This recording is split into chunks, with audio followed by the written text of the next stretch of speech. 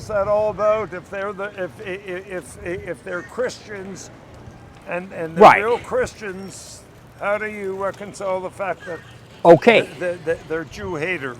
Okay, so here's the thing that is absolutely proof positive. The Bible predicted that Israel will be thrown out of the land for their disobedience to God, but then they would be brought back into the land in unbelief for a period of time until just before the Messiah comes back, and then the Messiah saves them, and then they all believe in But God what and about believe in this Jesus. anti-Semitic thing from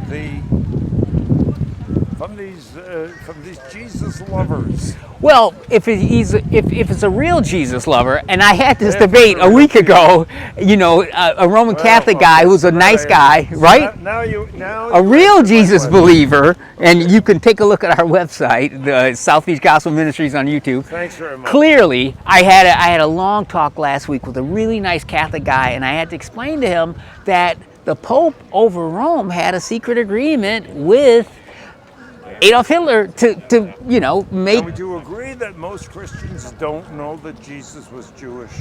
I would say that they can't ignore that he's Jewish. I think they choose to pretend that he isn't Jewish, but they know. All right, thank you. All right. And so there you have it. You have this guy who looked like he was going to be an opponent or whatever. Probably a real born-again evangelical. And he drew the distinction between people that claim to be Christians but who hate the nation of Israel and are anti-Semitic, and true followers of the Bible who are going to support the nation of Israel, not because that they're the best people in the world and they're always right and never wrong, but because God has commanded everyone that's a follower of his son Jesus to pray for the peace of Jerusalem and to defend the nation of Israel's right to exist. I was thinking about it the other day. If Satan is successful in accomplishing his attempt to eradicate Jewish life from the earth, he now has falsified the prophecies in the Bible and proven God to be a liar.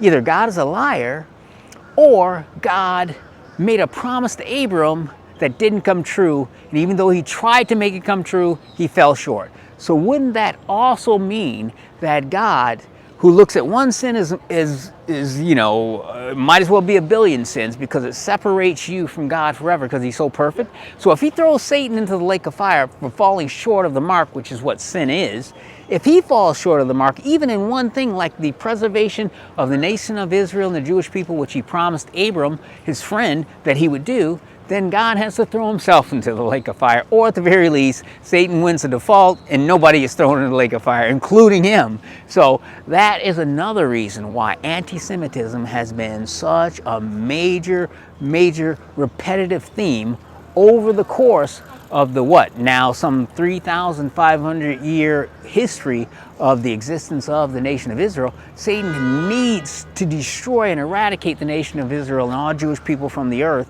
which he'll try to do during the reign of Antichrist, in order to default out and falsify at least one of the prophecies in the Bible that God promised, and therefore maybe he can get a stalemate and avoid eternal damnation in the lake of fire. That is probably the best argument for why Satan has been so invidiously dedicated to the destruction of the nation of Israel. Not just because Jesus was a Jew, and I'm sure there's some resentment because of that, but because this way would prove that God, who we can't beat in a one-on-one battle because God is too powerful, but if he can make God fall into falling shortedness, which is sin, by proving that one of the prophecies that he said was definitely going to come true, Abram, I'm going to make your descendants as the sand of the sea, and they're going to continue out into foreverness. If the nation of Israel is destroyed and the Jewish people are ever eradicated from the face of the earth, then that proves the Bible is wrong, because the Bible said the exact opposite would occur. And therefore, as believers in Jesus and followers of Jesus, we have an obligation to be in support of the protection of the nation of Israel and its preservation until Jesus comes back to do it himself. Why? Because what you're doing is, in essence, protecting the prophecies of the Bible and helping God's reputation, God bless, remain intact. So you get to play a role in making God happy and doing, and that's what we see happening for human beings, right? Once we get saved, God incorporates us into the salvation plan for the entire human race. He could send angels to preach the gospel if he wanted to, but he didn't want to. He wants us to do it.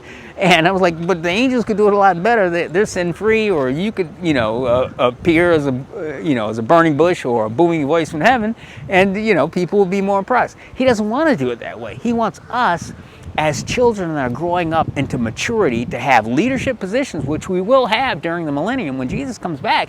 We that are part of the church, as opposed from the tribulation saints who get saved at the very, very last minute after the rapture, we're going to have leadership positions throughout the millennium and out into eternity based upon what works did we do with a proper motivation, and how effective were we at following the rules that God set out for us. It just like any parent that sends their kid off to preschool and then elementary school, and then they get tested. And one girl who's on YouTube, follower of Jesus, made a good point. She said, any good parent who sees their kid given a test, they're not going to be too involved in the test. They want to see how the kid does. So that's another reason why God allows testings and trials in our life, because he wants us to grow up into full maturity, so that when the millennium begins, we get to have the highest level of leadership responsibility that we are capable of, and we establish our capability by working now in these flawed human bodies with our flawed human natures,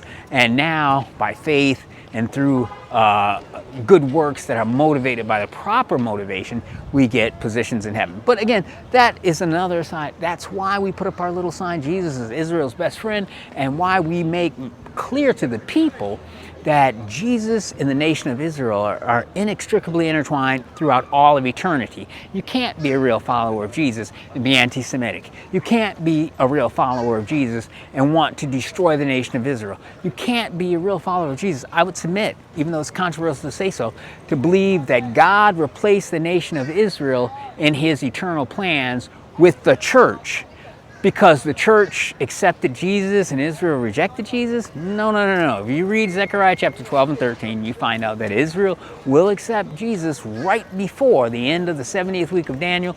Jesus will come down out of heaven to save them, and so the Bible says all Israel will be saved. And that's another reason why the church should strenuously support the nation of Israel with all vigor. Whether you agree with their political positions or whoever their political leader is, Benjamin Netanyahu or whatever, you don't like that guy and you like this guy better, that's not the reason why you're doing it. You're not doing it for political reasons.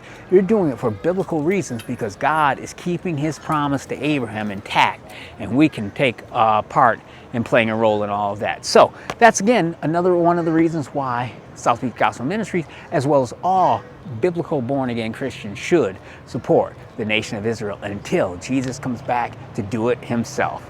And of course, we'll come back with him, because we'll have already been raptured up into heaven 7 years early. So there you go, in a nutshell.